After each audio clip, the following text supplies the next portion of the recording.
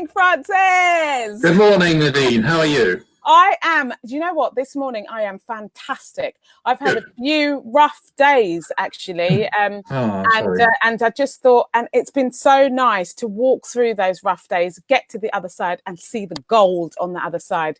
You know, because when we stay in those emotions, sometimes they teach us where we need to grow. And I've grown now, so now I'm happy.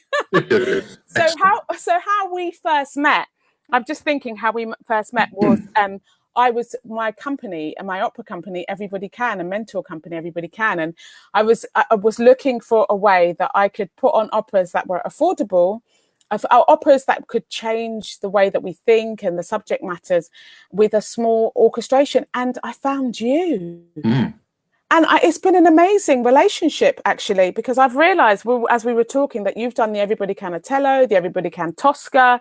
You did all the arrangements and stuff on my Love and Prayer album. And I also went and did a concert down where you are. So that's amazing. Absolutely. Yeah. So thank you for having... I've loved every minute of it. So I'm looking forward to continuing the relationship and doing a lot more. Yeah, thank you for just I absolutely love your voice and your singing and your expressiveness.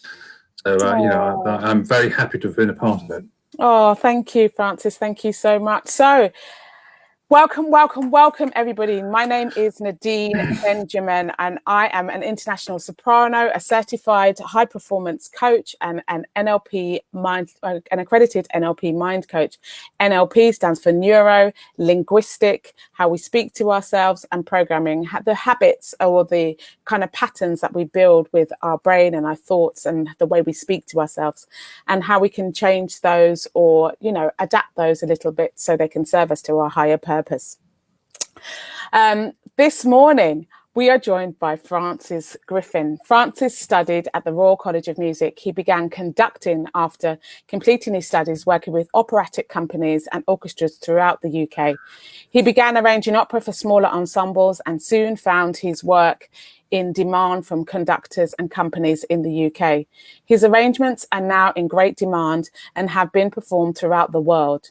His arrangement of Fidelio was created in 2014 for a production Griffin conducted and has since been used in the US and Germany and a tour of Wales. And it was recently broadcast on BBC Radio 3. He has recently completed arrangements of Sarka by Janacek and Edgar by Puccini for a company in Switzerland and Salome by Strauss for the UK. He's currently working on Rhinegold to go with his existing arrangements of Die Walküre and Siegfried. Wow, what an accomplishment. That's just amazing. So there's a lot of work. As I say each morning, everybody, please, we stay in connection. Just because we're physically isolated does not mean to say that we have to be emotionally or mentally isolated. Okay, so please stay in connection. Phone someone you love, phone someone you think about, phone something that you've just got an instinct. Oh, well, you know what? I just need to see if they're okay. Write to them, send them an email, send them a messenger, send them a voice message. Or indeed, if you know that there's somebody who needs help, but or you need your own help, shout. Let someone know, because we are there with you, holding you, letting you know that in this community, you can be a part of this community. Have the conversation with Francis and I, ask questions, give us your comments. We want to know that you're here. Good morning, Marjorie. Thank you for showing up. Lovely to see you. So, Francis, thank you for being here with us this morning. Tell me, what was your early relationship to music? Well, both my parents loved music. Neither were players or performers, but they both loved it. They both learnt about music from an early age themselves. They met after the Second World War as librarians, and my father, of course, fought in the war and saw a lot of action. Yeah. I could talk about my father for hours, actually, because he was a remarkable man and actually has a building named after him. Wow! Yeah, Griffin House in Croydon is named after my dad. Wow! He got an MBE and military decoration. And anyway, he loved music, and at the end of the war, he went into Rome and saw the great soprano Canaglia sing. And we've actually found some of his letters that he wrote to his sister, talking about these performances in Rome that he went to. So he was a soldier, he was a working class lad, but he found he loved music, and even in those times was interested and loved music. So that spilled over to all of us. I'm one of 5. The middle one, so I'm the repressed middle child. And my mother also very fond of music, and they all encouraged us to learn. And I listened to a lot. The house was full of LPs. It sounds a bit strange to say this now, but one of the first pieces of music I really got to know and love was Schubert's Winterreise, which is not something you'd have thought would necessarily appeal to a child. But I became fascinated with that, and orchestral music as well. I grew up and learnt an instrument, the horn was my instrument.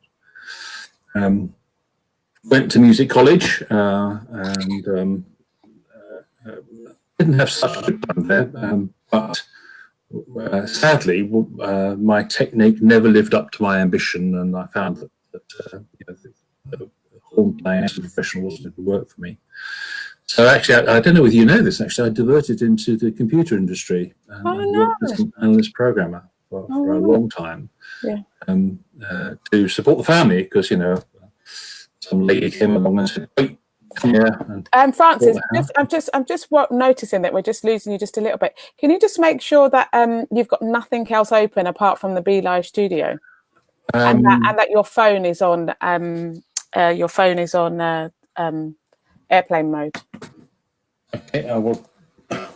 Perhaps I just spoke a bit louder. No, it's just sometimes you can hear. I can just hear some delay. So if we turn these things off, then it just stops the delay. This just really takes, and we want to hear you, Francis. Yeah. Okay, the phone's gone. Oh yeah, that's immediately better. Okay. Yeah. So yes, and I then started conducting. As I said, and soon drifted into conducting opera. And again, as you were saying, that very often there were quite the budgets of some smaller companies don't stretch to a full orchestra.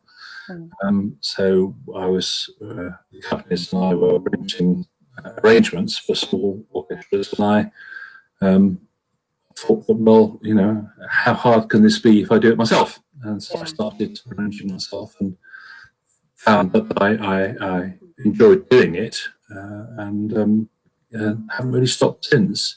Wow. So I now have quite a large library of orchestral arrangements, and that's principally what I do now. The computing industry is sort of retired, and I spend my time accepting commissions and working on operas that I think there should be a version out there that can be used by smaller companies. And actually quite enjoy the process. So lovely. So Fiona Brockhurst is saying, met loads of cool friends at RCM. Yes, I was at a college with Fiona. And she was in my wife's year, and so yes, we were, and she's one of the people that from college that I keep in contact with. She's lovely. She's great. Very good horn player, better horn player than I was. I know, I remember her horn player is gorgeous. That's right, of course. Yes. And we may come into this later, but she actually made me write a piece for her. So we're coming to it later. So you have had experience, as well as being an arranger and a conductor, you've also had experience of being a composer as well. What would you say are the fundamental differences between all these things for anybody that was listening out there? Well, the problem with composing, and the reason I don't do it very much, I've got to try and discipline myself to do it a bit more. There's this huge weight of 300 years of music in the style that I'm interested in, and how can you possibly compete with that? So the story of, just as a little example, the story of Fiona and the piece I wrote for her is an example of that, in that I recently heard a performance of Mozart's, what's known as Mozart's first horn concerto. The two pieces don't really belong together. They were not written for each other. But they're both in the same key, and so they're just two movements. There's no slow movement. So I said to Fiona, well, it's a shame there isn't a slow movement for this concerto, and she said, well, why don't you write one? Oh, wow. I did. And then I realised that what I'd done was actually going to have my little piece sandwiched between two movements by the greatest composer that ever lived. And so I thought, what have I done? This is crazy. But we got away with it, and it sort of encouraged me to think about doing some more. But it's the motivation. It's the motivation that you're up against, I think, as a composer, that you have to find your own voice, and then be individual against this huge weight of literature that you're working against. So I will have another go. In fact, I've got a suggestion that I hope I can put to you, that if you find some poems that you like, send them to me, and I'll have a go at setting them. Oh, wow! And then if you like them, then send it. And if you don't, then it's still been a useful exercise. Oh, what a beautiful gift! That's such an amazing. Oh, I don't know how to take that. That's really moved me. Have a think about it. You may not want to do it. No, I mean, I remember your piece, and that you did for Fiona. It was fabulous, and it was I mean, I really hear what you're talking about, that all of us have a great library of people that have gone before us, but they influence us. They are Absolutely. A part of a language that makes our language unique. So, and we are here for this time. Your voice, Francis, is here for this time right now. So we do need to hear you. If you have a gift for composing and there is a calling in there, we must hear what you have to, because you're the message for the world right now. There is no comparison. We don't compare. There's no comparison, because art is sacred. I agree with all that, but it's still difficult to sit down and say, okay, where am I going to start with this? Yeah, I hear you. I remember when I was writing that piece from Fiona, an idea came to me literally while I was just going off to sleep. Yeah. And so I thought, oh my goodness, I'm going to forget this by the morning. I have to get up and write it down. Exactly. And so the wife was saying, oh, what's going on? What's going on? And I said, well, are you all right? She thought something was wrong. And all I was doing was scrabbling around for a piece of paper and a pencil before I forgot it. And that's the sort of thing you have to be ready to do. And then you work on it and polish it and modify. So yes, I will do some more, but it is this huge weight of this literature and so much to admire about it. And we will have so much to admire in you. So that's going to be fantastic. I can't wait. Very kind of you to say so. But I have very little confidence that it will be. Let's watch this space. So yes, what a horn obbligato, says Fiona. With a horn, yes. Yeah. She wants me to write a song for you with a horn obbligato. Oh yeah. Very Fiona. So tell us, so what are the main differences between composing, arranging and conducting? Well, I would put composing separate from the other two, because once you've got these ideas, you don't necessarily orchestrate the ideas as you go along. So composing is a set of original ideas and harmonies that you have to write down and express. That's my experience of it anyway. I think other composers will say that that's not how it works for them. But conducting, you're charged with the difficult task of trying to make the best possible experience for the performers and the audience, given the often very wonderful resources that you're being presented with. My philosophy, for instance, of doing opera has always been that, I learn, if it's an opera I'm not that familiar with, and I'm conducting it, I learn it and look at the scores and listen to a bunch of different recordings well before I start rehearsing. And then I try and learn and encourage the singers to figure out what they can do with this piece if I give them the freedom to express themselves. And I recently did Macbeth. She's not recently now because I haven't been doing too much, but and I was very keen to try and make sure that the sopranos that we had were able to do the sleepwalking scene in a manner that worked for them. There's little point in me trying to impose on your colleagues to be as expressive as possible, always as a conductor within the limitation that you can make it work with your orchestra and sound and so forth.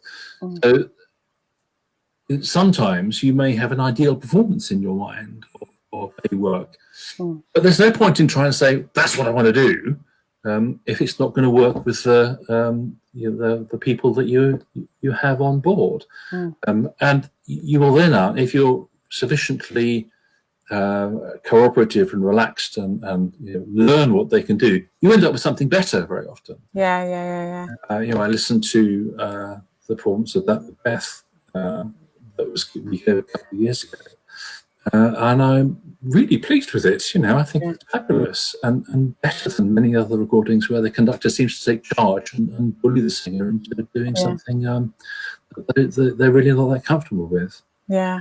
But if you're conducting symphonic music, then you have to, the tempo that's comfortable for everybody and balance as best you can. There's a lot of technique in conducting, not just stick technique, but in balance and being able to talk to the players to make sure that you're getting the sound you want from them without upsetting them, which is actually, unfortunately, you have to be very careful about. A wrong word to an orchestral player, they can take it the wrong way, and they're not going to be on your side anymore. And so you have to be quite careful about that. But then you encourage the band to listen, and if you're getting any particular sound, it can all grow. Yeah, brilliant. If anyone asked me what I really am as a musician, I would say I've really made it into the big time, but that's what my soul says I am. What did you say your soul says you are? I lost you there. A conductor. Yes, that's what your soul says you are. Yeah. Sometimes we're losing you a bit, Francis. I don't know sometimes we are losing you. Maybe it's the microphone on this thing. Yeah, sometimes we are losing you. Maybe I'll speak up a bit more. But I don't know what's happening. But anyway, so we came here today to speak about the art of arranging. So would you like to just lead us through that?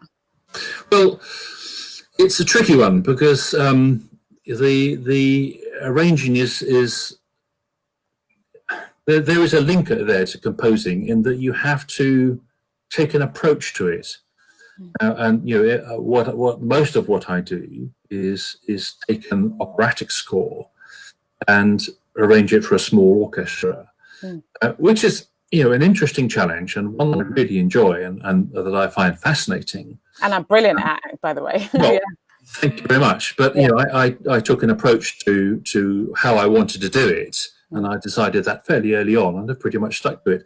And for me, that was to be as faithful as I could be to try and keep the harmonic language, and this I think is very important. Try and keep the harmonic language of the piece as complete as possible, which is a question of being thorough, making sure that every note of a chord, as far as possible, is there in your arrangement. You keep the top and bottom the same, and you get an authentic sound. And people have been very kind about that to me. I had an orchestral player come to me after a performance of Donizetti opera. I forget which one off the top of my head that I'd arranged. It was probably Lucia many years ago, and say that he really enjoyed it because it still sounded like Donizetti. Yeah. My arrangement still sounded like Donizetti, and I've had people say this, about operas as well, about Bohème. Still sounds like Bohème. Even Siegfried, I conducted Siegfried a couple of years ago in the US for some friends of mine. And the other conductor came up by the hand and said, "Well, it still sounds like Siegfried to me, Francis," even though the orchestra was a fraction of the size. Yeah, and that's actually a very nice compliment because it was what I was going for. Yeah. So but it's not the only approach. I know that other arrangers choose different approaches, which are equally valid. So you've got to choose your method and go for it. I've just puffed up my method. But I know that other people will say, well, I'm going to orchestrate this opera now as though it was being done from scratch with this size orchestra. Oh, wow. Okay, that's another way. They reimagine the orchestration completely from scratch. And that's a very interesting approach. And it's not the one that I take, but it's equally valid. Yes. And in fact, a few years ago, one of my regular clients came to me and said, well, look, I was really impressed. We used this orchestration for this gentleman who had reimagined it. And you do the same. And I had to say, well, look, that's not what I do. I do what I do, and if this gentleman hasn't done the opera you want to do, then you can, and you want that, you have to ask him, because if I were to do it, it wouldn't work so well. It wouldn't be as good as what he does. Yeah. Style. That's what he believes in. Yeah. And in the end, he said, "Well, I like your style too. Let's go with your usual way of doing things." And that's what we did, and that was Butterfly. Some years ago. So and other people, my philosophy was always to do it with a particular size orchestra in mind, and other people may want to do it with a smaller or a bigger ensemble, and that affects your technique quite dramatically. So you have to think about that too. Yeah. So when you're in terms of arranging, when a company comes to you, can they specifically let you know what instruments they wish to use, or is that the choice of the arranger?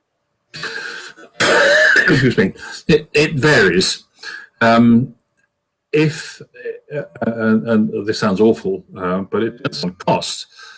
I have a technique of dealing with my usual size orchestra, and then I wanted to orchestrations I can let other people use.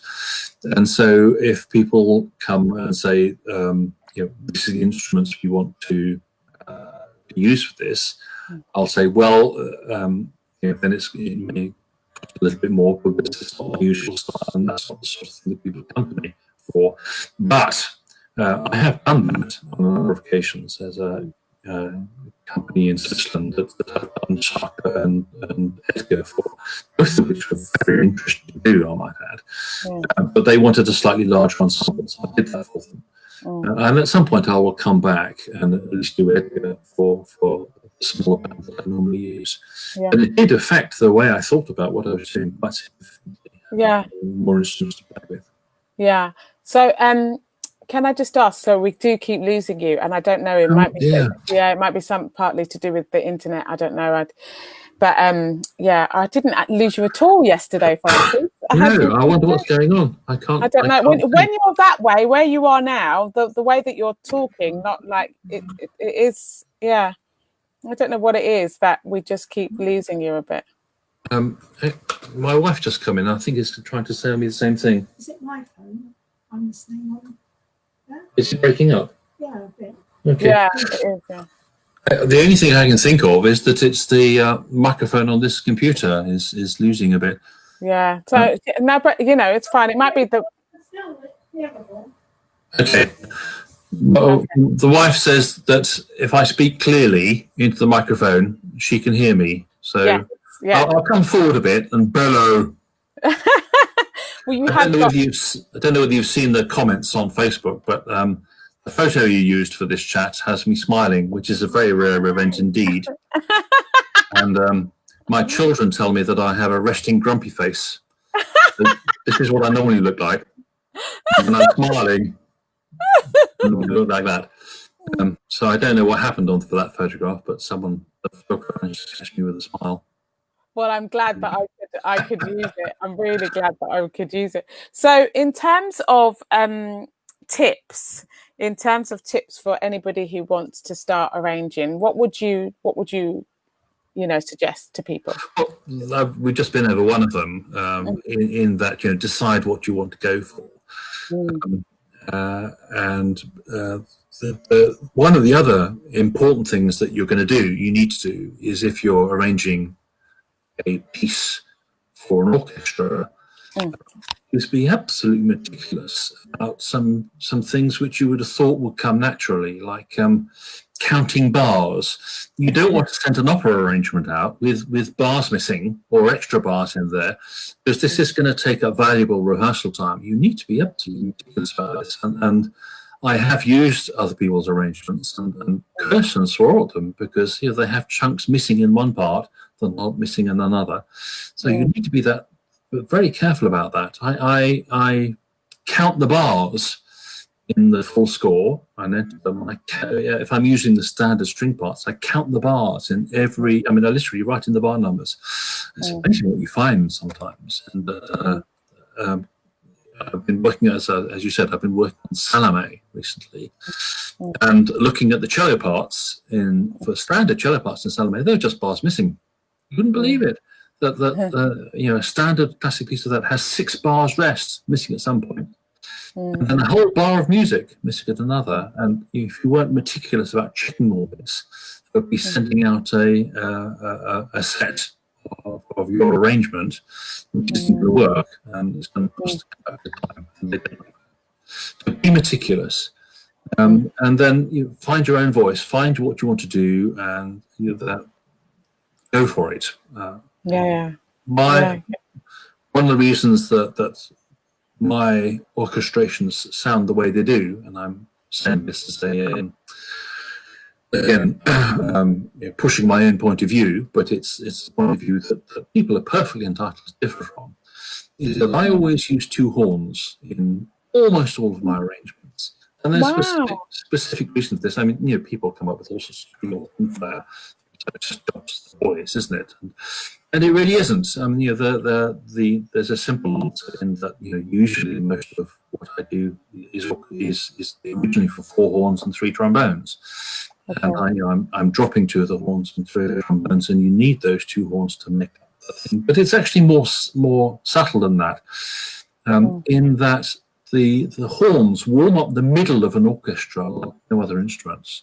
That's why Haydn used all horns in all his early symphonies, and why they've stayed there through the period when the instruments didn't have that. I think that Mozart and Beethoven wrote all their music, including some incredible stuff, for horns which didn't have any vowels, and it's because of the sound they give to the middle of the orchestra.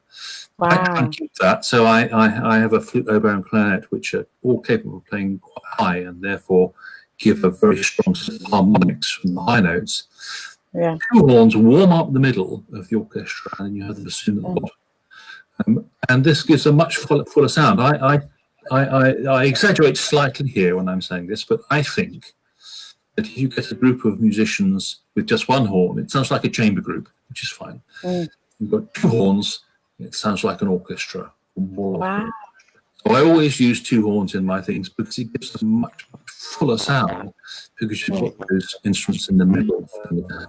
Amazing. Phenomenal. So you've gone, know the instruments, decide on the approach, and be meticulous. Yes. Yeah, I love that. I think you do have to be. It's also, of course, a very overcrowded market, so you have to be patient. Building up your customer base.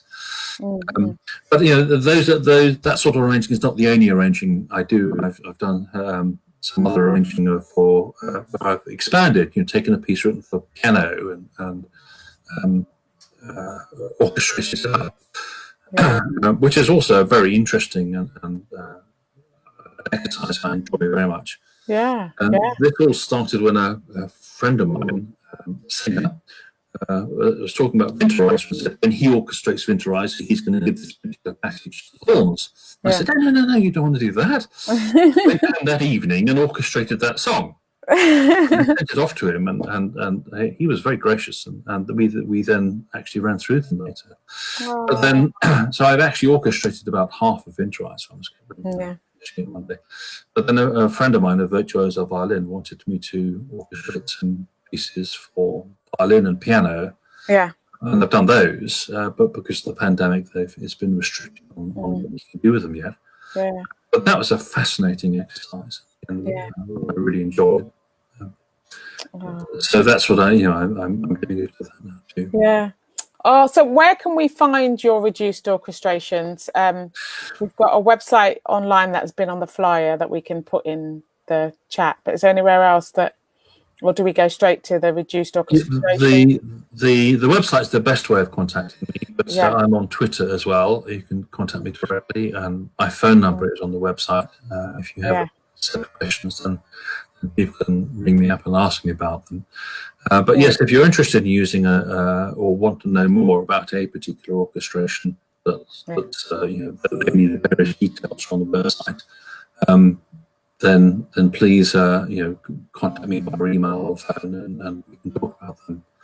Okay, and if you have a suggestion to do, my wife just pointed out that I also do some arrangements for Bassoon Quartet. My wife is a bassoonist. And so I've done some arrangements for that as well, which has also been great fun. Because you have a very different set of limitations. Limitations is a different set of requirements. And you have to think about how you can make that work. And that's been very interesting, great fun to do. But it's nice to hear the stuff actually played as well. But I mean, I just want to say that you have been really amazing to work with in the past, and I do wish to continue to work with you, especially with Everybody Can and the work that we do. I really, really love your opera arrangements, as Fiona's just said at the same time as I'm doing it.